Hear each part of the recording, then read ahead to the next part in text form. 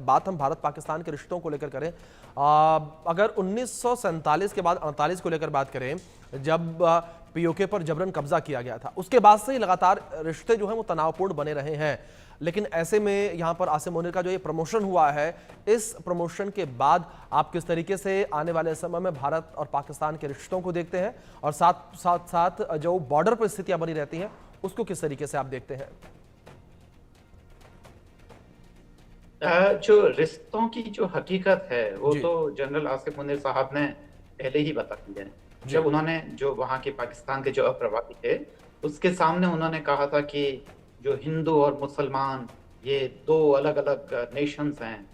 तो वो जो उन्होंने जो मूर्खतापूर्ण जो आधी अंग्रेजी में आधी हिंदी में और एक वो आयत पढ़ के कुरान की वो जो उन्होंने मूर्खता की थी और उसका जो खामियाजा भुगतना पड़ा, जिस तरीके से इंटरनेशनल कम्युनिटी ने और तमाम लोगों ने उस कनेक्शन को जोड़ा और जो उनकी प्लानिंग थी उसको समझा, तो वो सारी चीजें तो इनकी मूर्खता एकदम पहले से ही साबित है।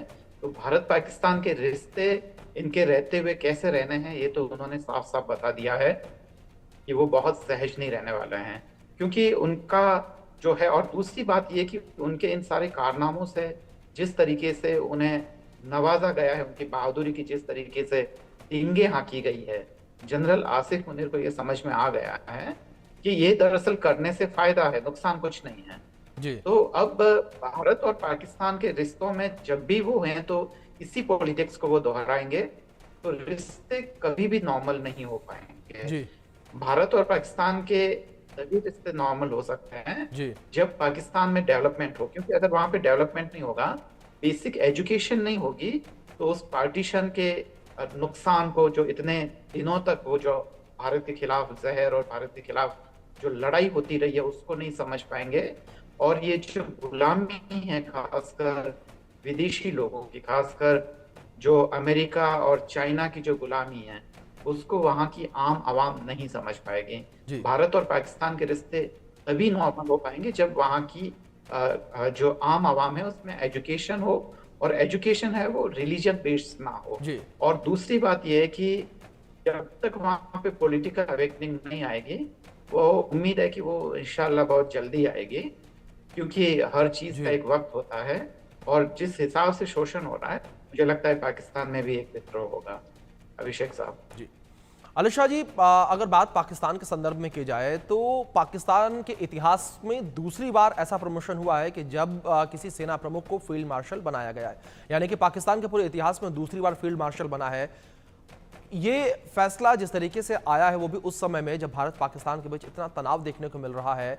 क्या आपको ऐसा लगता है कि पाकिस्तान जो है वो अंतर्राष्ट्रीय मंच पर अपनी छवि को बेहतर करने का प्रयास ये कर रहा है, ये दिखाने का प्रयास कर रहा है कि हम मजबूत हैं ताकि हमें भीख फिर से मिल सके? मैं इसको ऐसे देख रहा हूँ, एक डेस्परेट अटेम्प्ट है। आपकी बात बिल्कुल सही है, एक डेस्परेट अटेम्प्ट है अपनी छवि को दिखाने के लिए। भाई हम हारे नहीं, इनके ये बुरी तरह मार खाए हैं, इनको भगा भगा के मारा है, दौड़ा दौड़ा के मारा है, भागे थे अपनी पोस्ट छोड़ के। डरपोक तो है ही है जी। अपनी इनकी बहादुरी केवल जो उग्रवाद आतंकवाद है, जो टूरिस्ट हैं, ये जो निहत्ते हैं, बच्चे हैं, महिलाएं, बुजुर्ग हैं, सिविलियन हैं, वहां तक इनकी बहादुरी सीमित है। वहां तो बड़े शेर बनेंगे, टैंक पे चढ़ के ये शेर बने हुए। यहाँ पर इनकी सेना, हमारी सेना से मुकाबला होगा? अरे सेना तो छोड़, बहुत दूर की बात है। हमारे भूतपूर्व फौजियों के साथ आमने सामने आएंगे, बंकर पे दुबक के बैठेंगे चूहे की तरह बिल्कुल। ये देखिए, ये एक्टिंग हो रही है यहाँ पे। ये क्या एक्टिंग कर रहे हैं? वाह क्या एक्टिंग कर रहा है, वाह क्या एक्टिंग कर रहा है। तो ये पूरी एक्टिंग करता है, ये पूरा ये एक्टर है, एक्टर बेसिकली।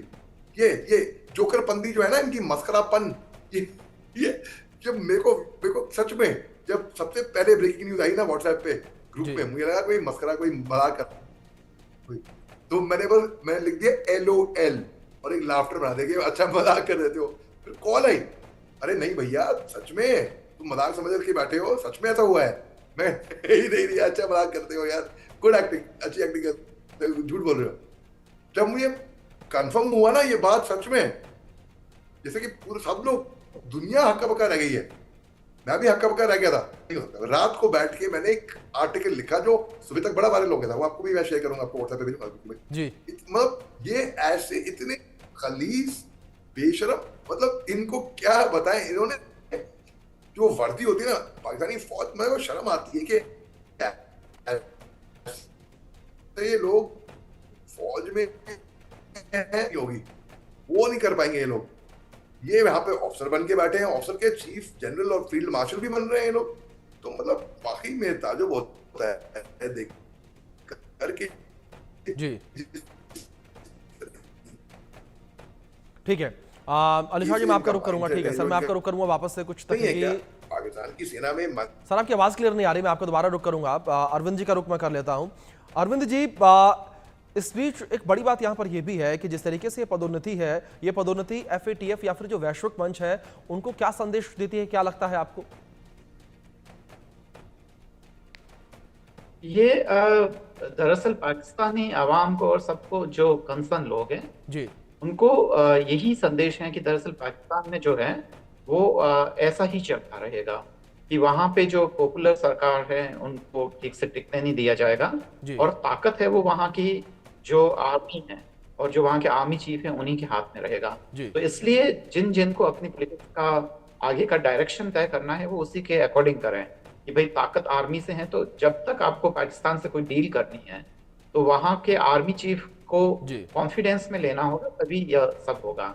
और भारत के संदर्भ में भी यह सच है कि भारत और पाकिस्तान का कोई भी तभी यह हो पाएगा जबकि आप वहाँ के 5 या 6 पावर सेंटर्स हैं जो अलग अलग पावर सेंटर्स है, जैसे कि खासकर एक तो वहाँ की फौज हो गई है या वहाँ का जो चुनाव हुआ जो प्राइम मिनिस्टर हैं वो हैं, फिर प्रेसिडेंट कभी कभी अपना वो दिखाएगा और वहाँ की जो जुडिशरी है हालांकि उसमें ताकत नहीं है पर अब वो एक बहुत ही कमजोर पावर सेंटर्स के रूप में वहां पे भी उभर रही है। तो इन सब से डील करना जी। और ऐसे में इतनी बेतरतीब होगी कि वाकई मुश्किल है। तो पाकिस्तान का जो वेस्टेड इंटरेस्ट हैं अलग अलग लोगों के वो काम करेंगे। अभिषेक साहब बिल्कुल बिल्कुल। अरविंद जी, अली शाह जी, जिस तरीके से आप दोनों ने जिक्र किया, आप देख रहे हैं यहाँ पर दिलचस्प ये होगा कि जिस तरीके से आसिम मुनीर को प्रमोट तो कर दिया गया है, उन्हें फील्ड मार्शल बना तो दिया गया है, लेकिन फील्ड मार्शल बनने के बाद वो क्या बदलाव लेके आते हैं अपनी सेना में, क्या बदलाव जो है उनके मुल्क में देखने को मिलता है,